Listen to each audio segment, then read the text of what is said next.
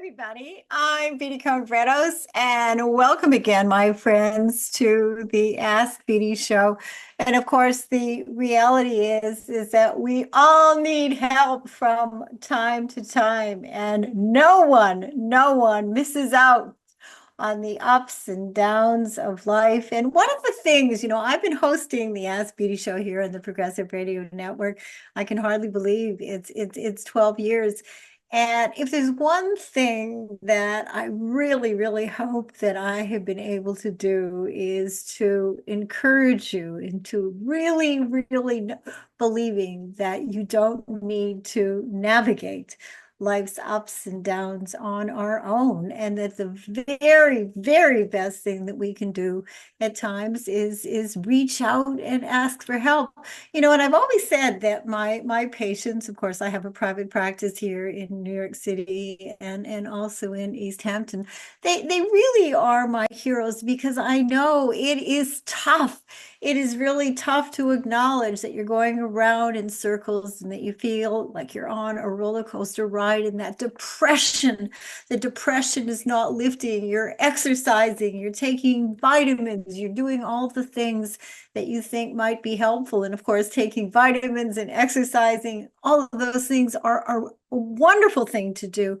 But for many people, they're certainly not enough. And, when people enter into therapy with me, I mean, people worry that it's going to be a forever kind of an experience. And not at all, not at all. It's just really, really important to be able to get to the root of the problems. And of course, people who know me and people who work with me know that I am not about putting a bandage on a wound, and that we really, really do have to figure out what are these issues really all about. And what I have found over the past 35 years, and that's another number I can hardly believe, that I have been practicing as a psychotherapist and sex therapist for over 35 years, is that the things typically begin at the beginning with our own family of origin. And we all have issues. And I think that it's just really important, what I have found, to be able to help my patients emotionally work through what did and didn't happen in their early family lives, whether or not we're talking about family violence, whether we're talking about sexual assault, whether we're talking about early child sexual abuse, and being able to process all of these things. People are finally, and oftentimes for the first time in their lives, able to really live in the moment without having one foot in the past and one foot in the present. It's a freeing experience. So with all the talk these days about mental health and therapists, I'm really hoping that if any of you are having issues and you're finding that the issues are simply not going away, that you're not feeling better, that the depression is not lifting, that you're walking around, you're experiencing panic attacks, you're having issues in your relationships, again, I really, really do hope that you will give yourself permission and reach out and find yourself a really good therapist. And it does not mean at all, it doesn't mean at all that you're going to have to be in therapy for the rest of your life. Sometimes just getting a second perspective is really all you need. And that is a beginning point for you, where you're going to be able to really change the trajectory of your life. And for people who are actually tuning in for the very first time and they're wondering, what is this show really all about? Well, I'm a psychotherapist and a sex therapist, and I am the author of a groundbreaking book on relationships, for better, for worse, forever. Discover the path to lasting love. And I say this all the time. I wish it was a book that I had when I had started my own relationship and dating life. And what I did is that I did research with 450 people in the Boston, Providence, and Connecticut areas. And as a result of the research, I came up with a formula. And I'm a very bottom line person. If it doesn't work, let's not waste our time talking about this. But this 10-step formula actually not only does it work, it teaches people how to assess. And I know assess is not sexy and it's not lovey-dovey, but how to assess who's really right for you and wrong for you before committing to any serious relationship. So as a result of the research culminated in the book. And I've spent, many years trying to teach people how to never make a mistake in love again. And there are actually three things, and I say there are only three things that we all need to do.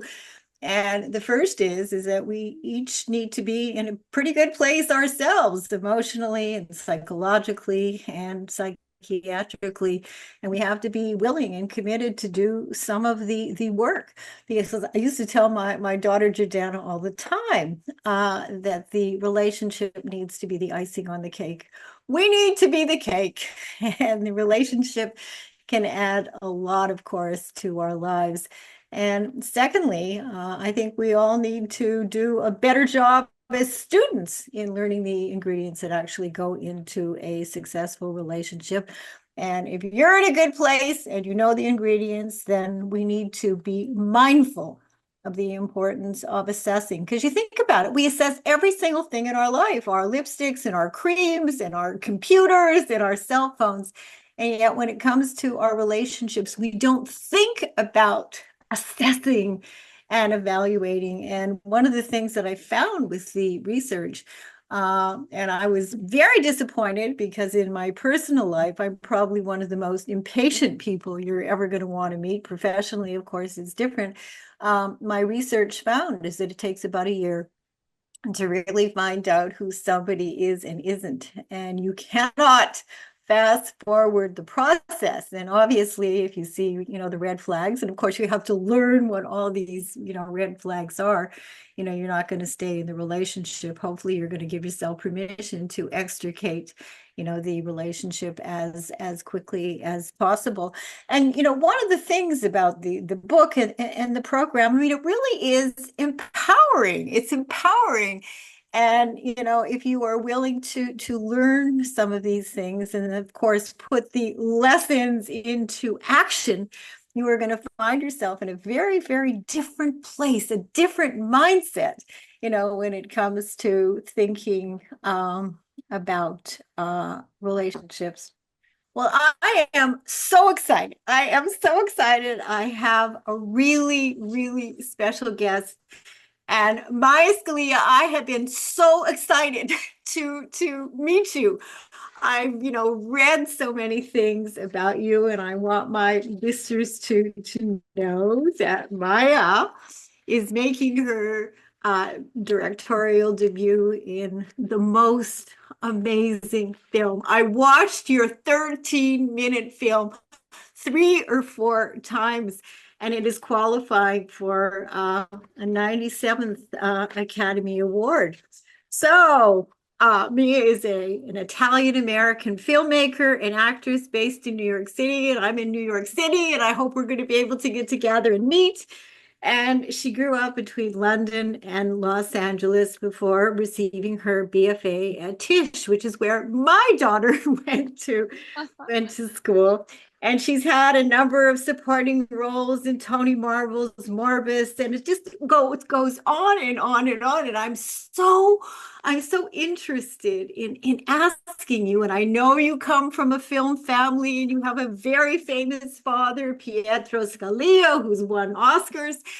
Was this your upbringing where you knew somehow that as a little girl you were going to be in the world of films and filmmaking and then directing?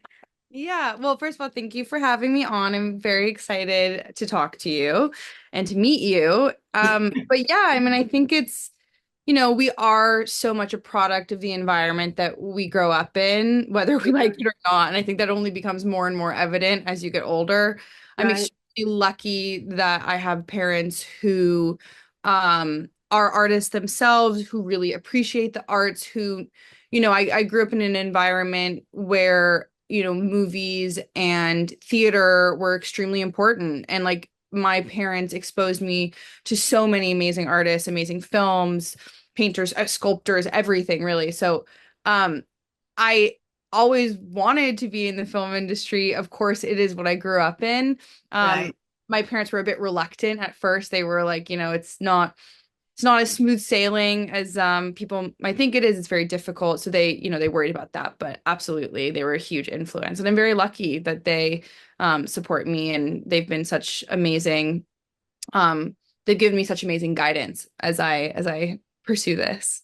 Well, in listening to some of your other interviews, they have done an amazing job. I mean, you really are. It's not just as a director, but your goodness. I mean, and I say this so honestly, and your intelligence and you're so young. I mean, it comes through so loudly and clearly. But Thank you. see, it's really true. And this short film, his mother, just so that listeners know, they take the viewer through a gripping and terrifying journey, and it was gripping and terrifying as a mother races to stop her son from doing the unthinkable. And the thing that was so impressive for me is how in 13 minutes, and I was writing all these things down, that you managed to capture the important issues of mental health, of gun violence, a mother's love, therapy. We're going to talk about all of this, the police, the importance of early identification and early intervention. I mean, in 13 minutes, I mean, that is incredible. And why you decided that you were going to put this amazing actress, and of course she is, uh, in a car. So she's in this car and she's Yeah. racing toward the school to try to avert the unthinkable. Yeah, I mean, I think my main goal with trying to, making a short, I love the medium of short films. I think it's, I've seen amazing short films. I think it's really interesting. It's almost like a puzzle, right? To figure out how to tell Right. a whole story in 13 minutes. And, I was worried that I was putting all these different things in. And I was like, what if it's too much? What if it's this? But I really wanted to honor how complex these um events that we're very used to here living in the US. Unfortunately, we're used to seeing them on the news all the time. And I wanted to honor how complex they are and how there are so many different moving parts and really explore that within 13 minutes. And I felt like, I it's inspired by true events, and I did a lot of research, and it was amazing to sort of put the pieces of the puzzle together and figure out how to use like, how to tackle mental health and um gun violence and police and the mother's love, and how to use all of these things to then also just create a really human story that people could connect to. And I hope that like we were able to achieve that. But it was definitely it was fun actually to figure out how to incorporate all of those things in 13 minutes while she's in a car. And well, and so successful you were. I mean, I have told everybody about this film. And I was making some Yeah. notes, before 3 o'clock today. We're three Yeah. o'clock in New York City. And I was thinking about how this film needs to be shown in schools with at PTAs. I mean, the parents, the teachers, the guidance counselors. I mean, people really, really do need to see this. If nothing else, and to be thinking about what we can do. And there are so many things that we can do that are really not being done. I mean, they're certainly not being done sufficiently. And I have some facts here that I wanted Yeah. to just read, and I'm sure you're familiar with them, but I want the listeners to know what it is that we're talking about, and that we are not overstating uh, Mm. the issues. Now, according to the World Health Organization, approximately 1 in 7, which is 14% of adolescents aged 10 to 19 globally, experience a bona fide, mental health disorder, with depression being one, of course, the leading causes of illness and disability in the United States in this age group.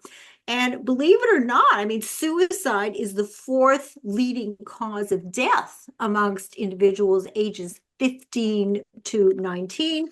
depression and anxiety amongst children and adolescents have risen more than twofold, okay, since before the pandemic. So the Mhm. pandemic wasn't the cause, that we were on a real upward turn, even prior to the pandemic, with depression rates increasing. And this was something that really, really, really blew me away from 8.5% before the pandemic to 23%, and anxiety rates increasing from 11% to 19%.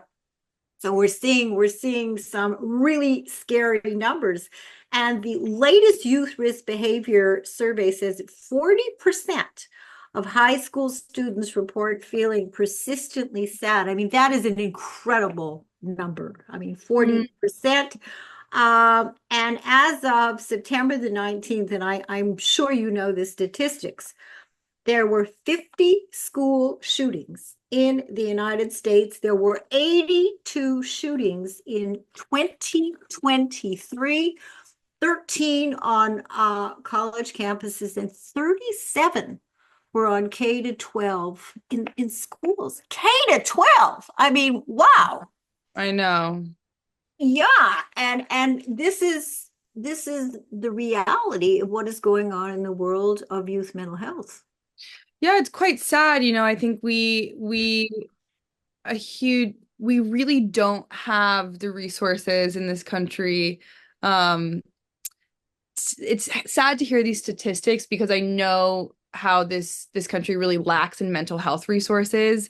Yeah, I mean across the board. And right. and it's sad because it sometimes feels like what is the answer because it's so complicated, but having more resources for both parents, children, and families to be able to, have support in understanding mental health issues and it's so imperative. And like that is the conversation I hope with this film, that if you have to live, through these moments with a family that's been affected by this, then maybe it will change your opinion on it or the audience member's opinion. And um that's really, that's sort of the power of film, right? Is like if you can align yourself with someone else's experience, maybe that opens your eyes to other things. And the mental health conversation in this country, it's so important. And I hope that this film will do a little bit, maybe, even if it's one person,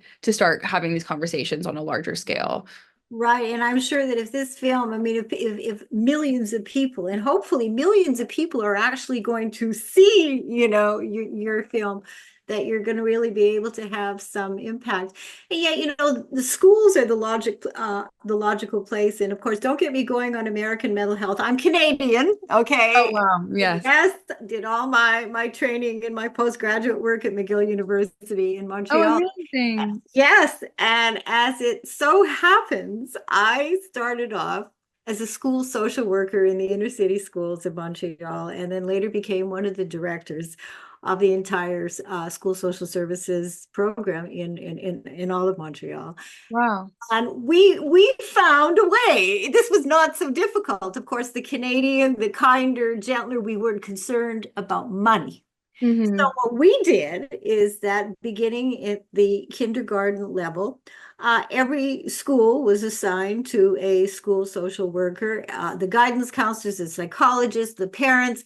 I mean, we were a team, and there Hmm. was a process. So if we saw kids in kindergarten or in first grade who were exhibiting some issues, it wasn't looked at as a stigma. It was looked at as just taking care of business. So referrals were made early on. Home visits were done. I mean, when I started off, I would, make home visits.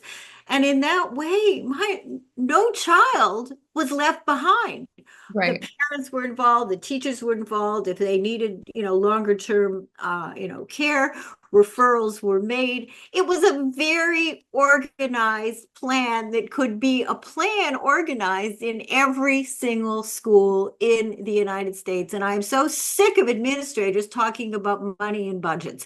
The money is there. The Right. the caring so much is not Right. there. right? Yeah, exactly. And we do, we live in a country that does, we have the ability to put funding towards those kinds of programs. It's just that it's not happening. And I think something that you said that I find really interesting is about how, like, all of these different people worked as a community, right? It wasn't like, Right, and these right. conversations were being had. And I think that's really important. And I think that's something that we need to mobilize here in the US is figuring out how to have community effort to tackle these things, not like one person, trying to go for it. And when we have conversations within a community and we target, that way of working, I think that it's such an amazing outcome. I mean, it's incredibly important to have that kind of support in schools. I mean, K through 12, but also universities. And Absolutely. I think as social media grows and as time goes on, there's so much isolation, and it's really quite sad that we don't offer the resources at a young age. And I was very lucky to go to a very progressive school where we had those resources available to us. I had parents who really valued that, but um, and it is what you highlighted about people working together in community. I hope that, you know, in the conversation that hopefully my film will bring up, people can use that to work as a community and really start an effort towards changing these systems here in the US. Exactly, because the way you depicted the mother in the car, racing to the school, it was so clear to me as a mom who has a daughter, uh, how isolated she was. There was actually nobody really. I mean, yes, at the end, this person asked her whether or not she had any other children, but even her husband, and of course, I was wondering whether or not they were divorced. Were they divorced? Yes, Yes. yes. Okay. I think That's the intention. Yeah. yes, yes, that appeared to be, but she was so alone. She was so clear that Yeah. there were issues, and yet she was trying to navigate all of this. And when her ex-husband, said that he was very busy and he was going to a meeting, I wanted to choke him, as I'm I know. watching, Yeah. as I'm watching this. And the other thing that was so interesting for me, and of course, as a clinician, I sort of took this whole thing apart and looked at it in a very, clinical kind of a way, Mhm. is this was, and you'd mentioned in the film, this was the second video that this young man, this young boy had sent his mom, or Right. and his father. And one wonders, I mean, this is serious business that he was, trying to communicate. Yeah. And I wondered, what happened after the first video, and what was the treatment plan? I mean, when you have a kid, anybody, who's talking suicide and the end of the world, I was wondering, like, what kind of a plan, what kind of a treatment plan was put in place. Right. Right. Well, I think that, a lot of these characters in the film are meant to, one, represent sort of the mother's own inner dialogue, right? Like with mental health or with dealing with your child or any loved one who's struggling, the shame or the guilt or the denial, these characters are meant to sort of represent those different parts of her. But at the same time, you talk about the isolation, and I think that we, with anything that seems, difficult to digest for us as human beings, right? Things that happen that are extremely painful or inexplicable, violent, these things, or people who commit violent crimes or do things that we consider heinous, we have a tendency as a culture or as human nature to be like, okay, I'm gonna not engage with this. They're Right, they're no longer human, so I don't have to engage. I don't have to. And then we take ourselves out of the conversation, right? It feels better to ignore and cast these these things away from us so that we don't actually have to face it. And I right. think that part of the reason I wanted the mother to be so isolated in this film and to have no one hearing her in some Yeah, way is yes. is because I think that often, which is no fault to us humans, like I understand why we do that as a coping mechanism, but it's to say like what happens when we do listen. So like in these 13 minutes, we are listening to her side of the story while no Yes. one else is listening. And does that then, remind us of our tendency to look away? Does that make sense? Yes, and a reminder to maybe think about not looking away. Exactly. One of the things that was so frustrating, I mean, for me, for the mother, how she kept being put on hold. I mean, here is this woman in the middle of a crisis, and one wonders what was going on with the police. I mean, she's trying to get through to the police. She's trying to stop the unspeakable from happening. And they're putting her on hold. Hmm. Yeah. Yes. And I did a lot of research, as I said, and that was an experience that I found was common for a lot of people. And, because of the bureaucracy in this country, it's like Right. I don't ever say it's a fault of someone, but there's so much going on and we don't have the resources or the training to tackle these things in the right way. So that was trying to show that aspect of it. Whether or not they're in the right or the wrong is sort of a moot point, but it's, maybe they don't have the resources or enough understanding of how to tackle this issue correctly when a mother is calling with these, worries, and what does that then mean, and how does, like, this sort of domino effect, and that's what I was trying to get at with all these different characters, is like how small missed moments can then lead to something um tragic. Exactly. Exactly. And the other thing that was in the film was that there was a wellness check a couple of weeks prior to. Mhm. Now, again, not pointing fingers, no judgment, no blaming, but one wonders, what was this wellness check, really all about? And did it coincide? Was the wellness check done as a result of the first video that was sent to the parents? And are the sort of typical, again, no judgment, no criticism, police, really able when they did their wellness check, because their takeaway was that it was okay. He was okay, but he wasn't okay, Right. obviously. And I also wonder, about the therapist. Again, I have real issues with American mental health and 45-minute interviews and 50. I mean, there's a lot of nonsense that goes on. And when I look at, for example, what's going on in the world of relationships. I mean, we've never had so much talk about Mhm. relationships and self-help and love coaches and all these kinds of people. And every single week on the show and in my columns, I'm citing the same statistic. I mean, we have a 48% divorce rate for first marriages, a 67% divorce rate for second. And guess what the divorce rate for third marriages is, Maya? Is it even higher? It's even higher. It's Wow. 72%. Wow. And we've never talked so much about domestic violence. And three women continue to be killed every single day by their so-called intimate partner. We're missing the boat. And it's very, very difficult even to convince educators and people who have all kinds of clout and power to be able to be implementing programs that actually work. I mean, we're seeing increases in domestic violence, increases. I mean, the teenage dating abuse statistic is 25% of kids in high school are in and say that they are in dating abusive relationships of various different kinds. And the Wow. number is about 26% in college.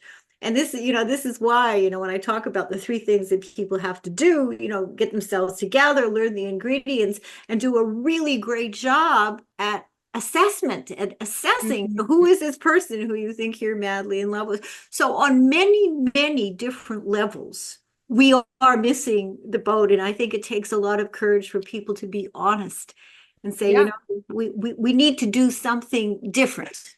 absolutely. And I think that, to what a point to what you're speaking about is like, we tend to put a Band-Aid over a gaping wound and then we're like, it's going to fix itself if we just, Right. this little effort. And I think something that you said about, I think what we have to remember, no matter if it's, what I'm talking about in my film with gun violence or these relationships, but thinking about the person that's in front of you, right? And Right. that person is individual and specific. Their story is individual and specific, their history, their everything about it. So rather than having this generalized plan of like, okay, this is what we do with this kind of thing, we really have to Right. take time to understand who is in front of us.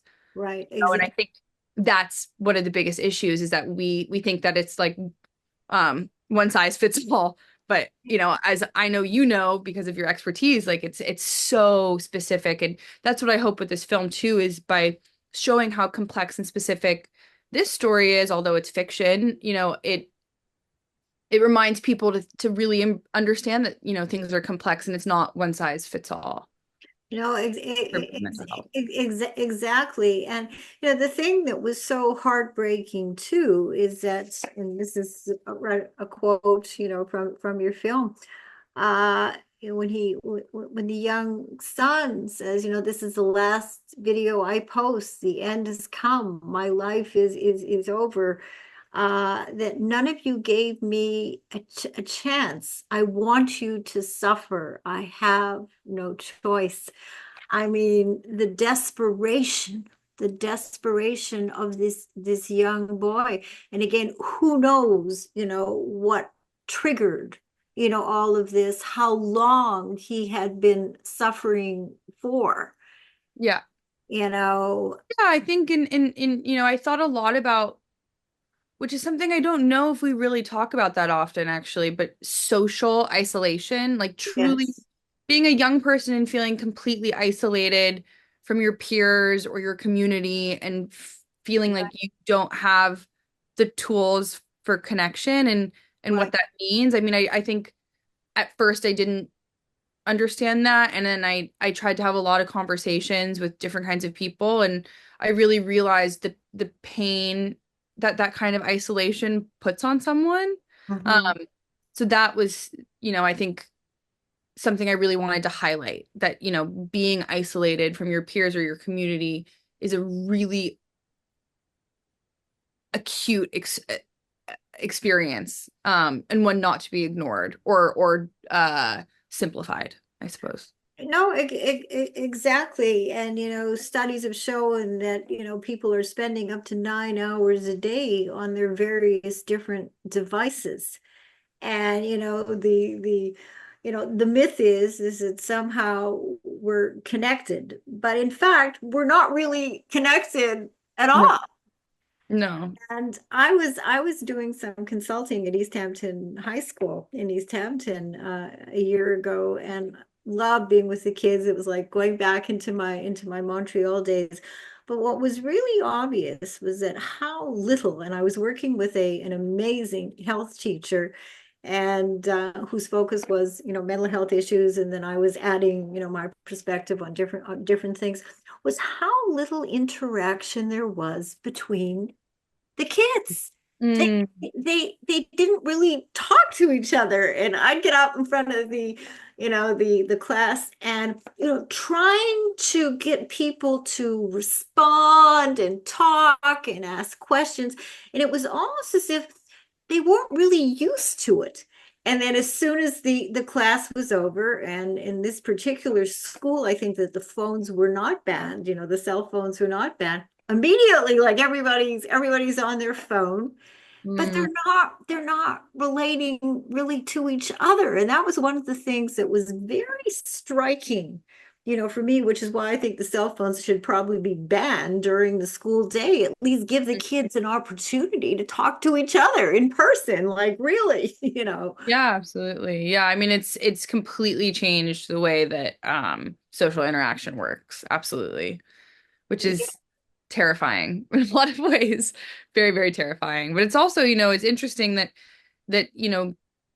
there are, because of that, like now there's all these online communities for people to then align with, where they feel like they're part of something, but it actually is not really, Right.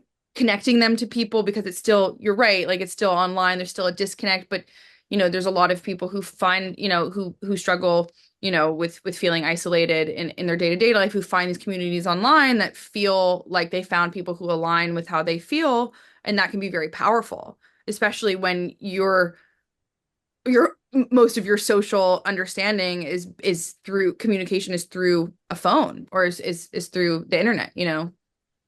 And through a lot of misinformation, I've been reading, more and more about what's, going on. I mean, I know that, TikTok is, that's the big thing to be doing right now. I spend almost no time at all on social media. I can't, I just don't want to do it. That's not the way I want to spend my time. And Absolutely. what's happened in my practice since the pandemic, and this is very, very sad, is that 90% of the people that I see, both in East Hampton and New York, don't want to come in. And Mm, I feel like, first of all, the therapy, it's just not as good. I mean, you can be on a screen, but let's be real about all of this, especially, if you're working with couples. I mean, it's just not as good. But people literally don't want to come in. I have a patient who lives, my husband and I live on the Upper West Side. And I have this woman who I've treated for a long time. She lives one block away, Maya. She will not get dressed and come in. It has nothing to do with the pandemic. I mean, it's pure laziness. yeah. But we've gotten so used to not meeting in person. And it's as you say, I think it's really created, more and more feelings of alienation and isolation. Yeah, absolutely. I mean, I think it's, you're right. It's like you can't, I agree. There's really, especially with treatment, it's like being in a room with another human being is Right. a completely different experience Right. than speaking through um remotely. And it's like that can't be replicated. I mean, also just energetically, it's completely different. Really Exactly. having to face someone who's in front of you, or, the energy that's like, passed between you guys. I mean, it's just completely different. And I think we've gotten so used to this form of communication that it's like it seems like it's, and like of course, FaceTime is great. I feel lucky that I can FaceTime my Right. parents in California all the time and I feel connected to them. But then when you're in the room with them, or I'm in the room with them, I'm like, okay, this is completely different experience. So it's sad that we've resorted to that.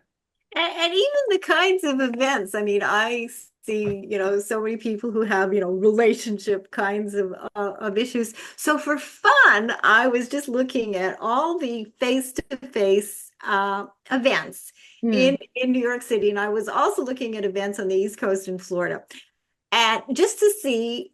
What are the possibilities? Okay, if you're single and you want to go out and you want to meet somebody face to face, do you know that there are hardly any? I'm There are sure. hardly any anymore. Here we are in New York, Yeah. and it's very, very strange, So now everybody's online, everybody's on the dating sites, and It's a hard way to meet I mean, it's completely different when you meet. I mean, at least I feel that way. It's like, it is how would I know about through a picture or what someone chooses to tell about themselves? We don't, again, back to like the generalization thing. It's like, or if I have to present myself online, like I'm making a generalized version of myself. I'm like, okay, I guess this is what I am. right.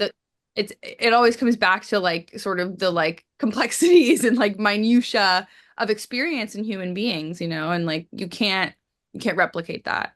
No, it's absolutely true. Tell me, the actors who were in Yeah. the film, they were beyond, beyond. How did you find all of these people? Was part of it through your dad or what? So for Bethany Ann Lind, who is the lead actress, Yeah, she does an amazing job in this film. yeah. She is based in Atlanta, and I had been looking for a lead for a very, very long time. I was working with a casting director. I was cold emailing people that I liked. I was just trying and trying and trying and trying. It was really hard to find. Then this casting director, she got a bunch of self tapes, and one of them was Bethany. Uh-huh. And I had recognized her from Ozark, which she is on the first season. Yes. And Yes. Yes. she, I mean, in the self tape, there was a softness to her that I was really drawn to. And when I saw it, I knew immediately that I needed to meet her. It was sort of inexplicable. I don't know what it was instinct, really. It was Right. following my gut instinct, and something about her spoke to me. And then when I met with her and we talked, and she told me about she was a mother of two young children, and how she had read the script and she felt impacted by it. And I just knew that, she had. I was worried, of course, that it would be really difficult. And a lot of actors said they felt like it was too difficult for them to connect to this mother in the story. Um, Uh-huh. Interesting. yeah, because Interesting. her experience was so different than theirs. Uh-huh. But with Bethany, she connected to it just because she's a mom. And when Right. I saw that, I knew that that's all that we needed in order to make Yeah. this film, was someone who understood it, in a deeply human way, as a mother of young children, and like just approached it with that kind of love. And Yes. that for me was what was that stood out so much to me about her.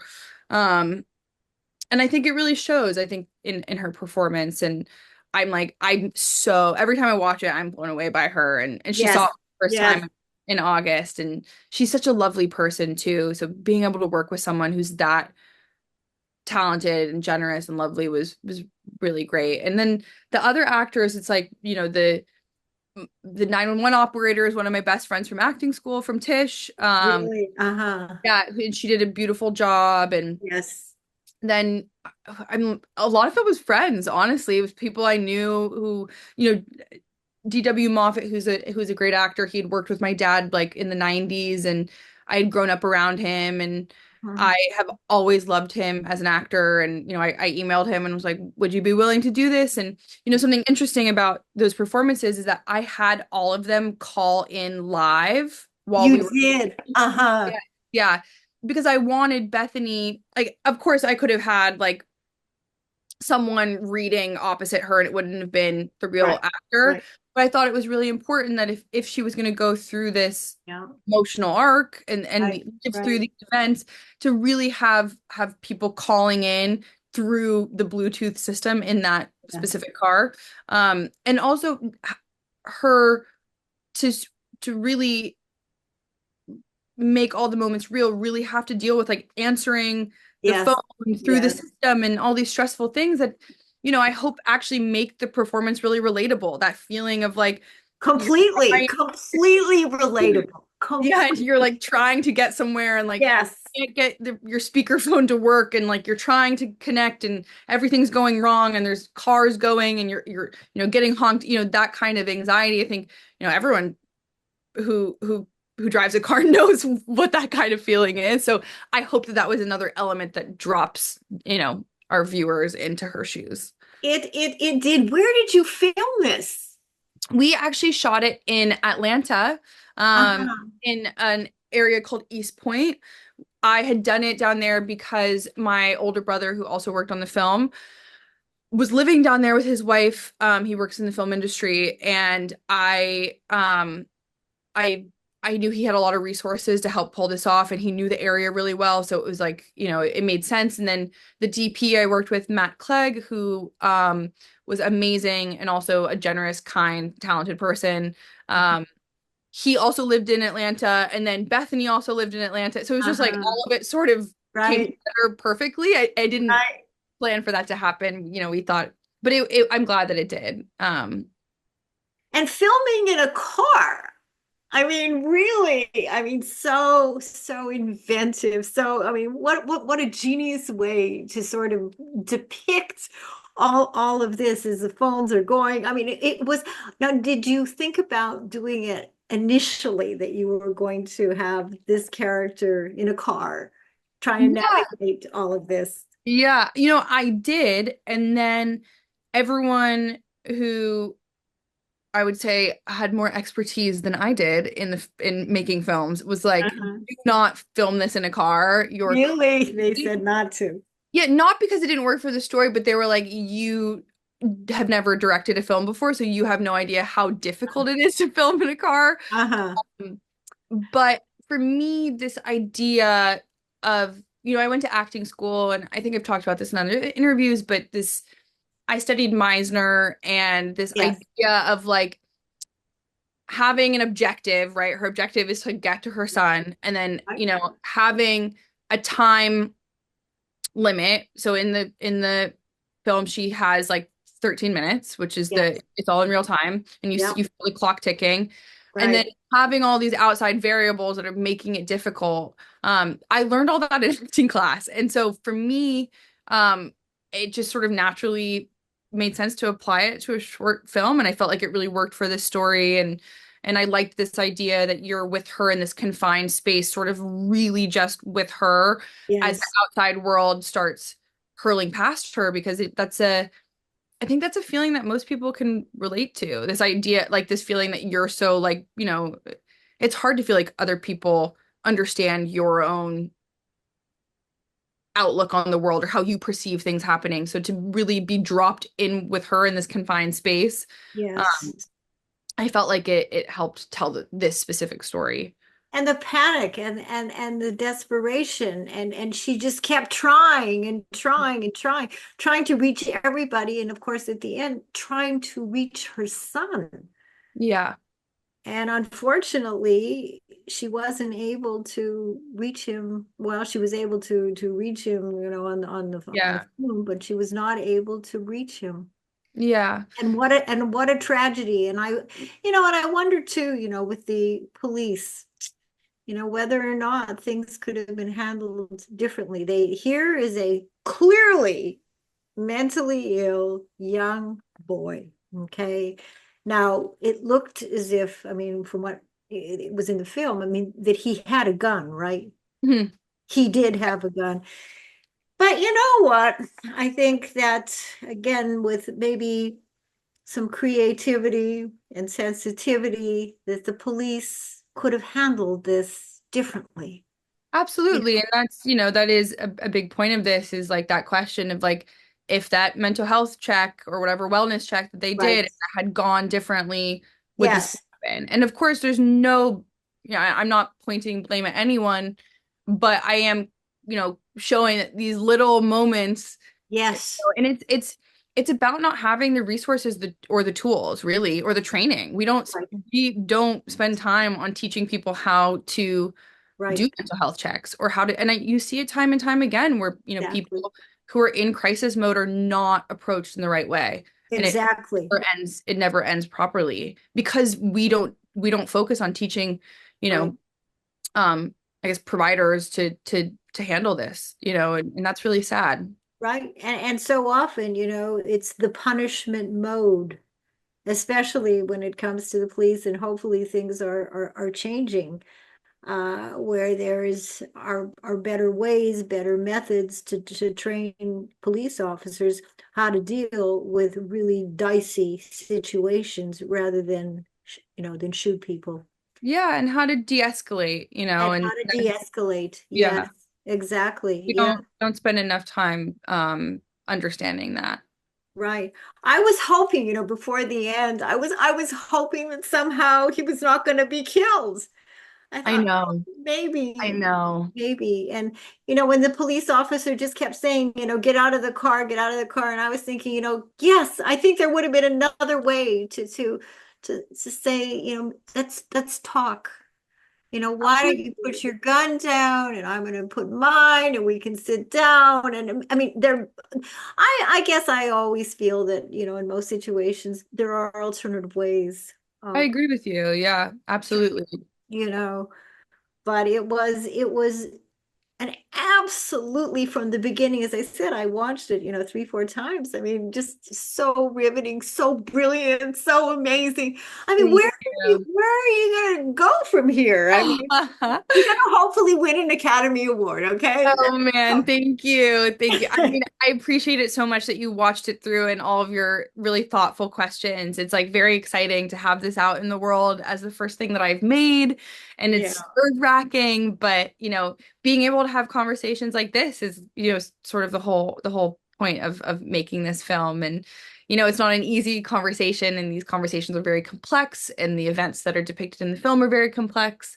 Um, but I'm really sort of honored to be able to talk about it with you, with your expertise, and just to continue putting it out into the world. And I whatever the reaction is from an audience member is a welcomed one because I know it's a really polarizing subject. So Well, the response so far, in fact, and I actually called him. I watched the interview that you did on the Bond, yeah. and I was so impressed. I was so impressed with the interview. I was so impressed with you, and I was so impressed with him. Yeah. So I emailed him, and he immediately got back to me. And of course, he was raving about you, Maya. Oh, We were both raving about you, and I was telling him that I was going to be, meeting you and interviewing you, today. But I would think that the response so far, it has been amazing, right? yes, yeah, yeah. Yes. Very, very lucky, and he was great. He was so fun to talk to, and Good. both of you have such thoughtful, insightful questions, and yeah, the response has been great. And the cool, it was so cool because I saw it in August at a festival in LA, and Bethany came to watch it for the first time, which Uh-huh. we were she saw, I mean, she's the only person on camera in that whole film, and she watched it in front of a giant audience on a huge screen in Los Uh-huh. Angeles. Uh-huh. Really, really moving to have her watch it for the first time and like feel as if like she was living through everything again. And it's really Right. nice to share this all with like the people who worked on it because they, I couldn't have done it without them. So that was very cool. Your parents must be so proud of their little girl. Yes, they are. They're so supportive. They helped me so much in making this film, which I feel very, very lucky for. My mom is a writer and she got her master's in film and then she actually went back and got a master's in psychology. Um, Uh-huh. so Uh-huh. she was someone who I had so many conversations with who really like helped me dissect the story and think about things differently. And she challenged, I think actually, she taught me as a human being, as a mother, to always pay attention to the complexities of every story and to never Mhm. cast judgment and oversimplify. So in Right. many ways, this film is a representation of the sentiments that she taught me. And then working with your dad. I mean, here your dad's a famous director. I mean, Yeah. what was that like? Was it? Yeah, it was amazing working with my dad. Uh, He gave such amazing feedback and he really challenged me. I think a huge part of this process was him challenging me to fight for what I believed in uh-huh. the creative process. And even though he'd be like, he would argue with me back and forth, Right. it was, which is not a negative thing. He was really trying to understand where I was Yeah. coming from Yeah. because he wanted me to understand where I was coming from and how to believe in my choices, which was a great lesson to learn. Because Uh-huh. it's very easy, being young and doing this for the first time to doubt yourself and, being having someone who really wanted me to learn how to believe in the choices I was making and stick by them was a great gift. Yeah. Well, he was a great mentor, but you were really a great student. I mean, Yeah, thank you. the choices that you made, I mean, they couldn't have been better. I mean, they really couldn't. And no, I'm so excited, for you and just in meeting you. And I mean, of course, you've been acting. Are you still planning to combine more directing and more acting? Yes, yeah. I mean, I loved directing so much. I'm so excited to do it again. I have such a great appreciation for the art of acting, for filmmaking, for all of it, for theater. I just saw a Right. Broadway musical this weekend, and I mean all of that. So I would feel very lucky to be able to do all of this for the rest of my life. And I hope suspect you're going to be able to do all of this for the rest, for the rest of your life.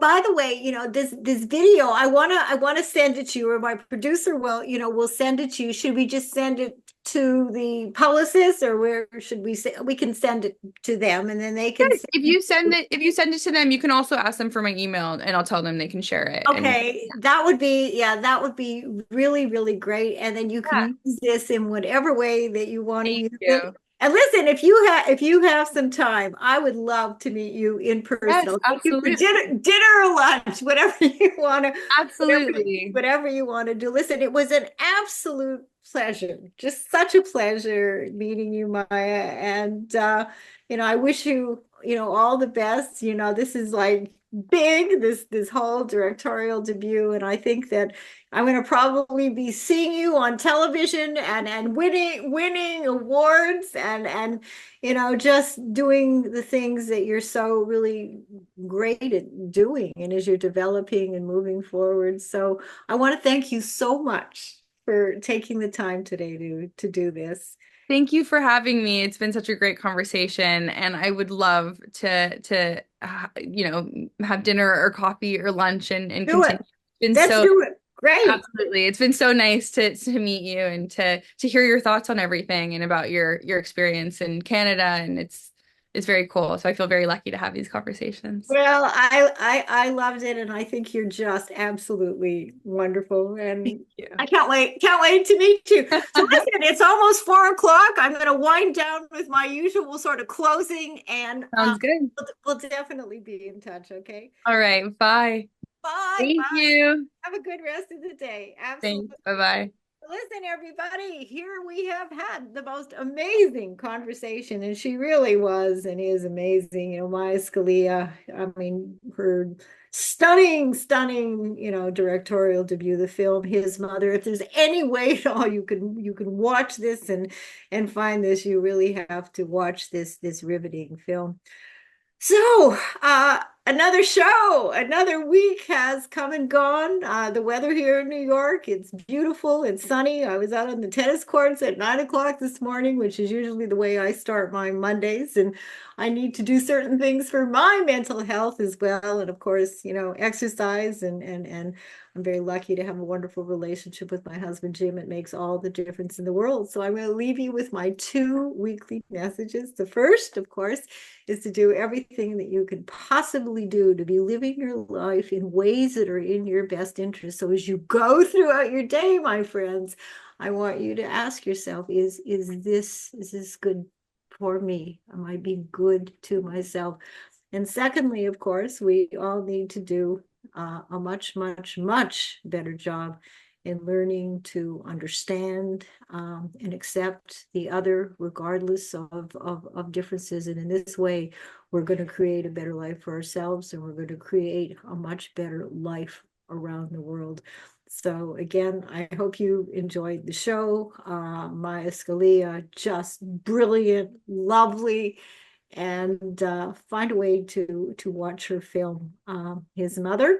And of course, I will be back next Monday and every single Monday from 3 to 4 p.m. Eastern Standard Time, right here on the Ask Beatty Show on the Progressive Radio Network. Thank you so much. Wonderful, wonderful producers at the Progressive Radio Network. And I will talk with all of you next week. So take care of yourself and let's find ways to love each other better. Bye-bye, everybody.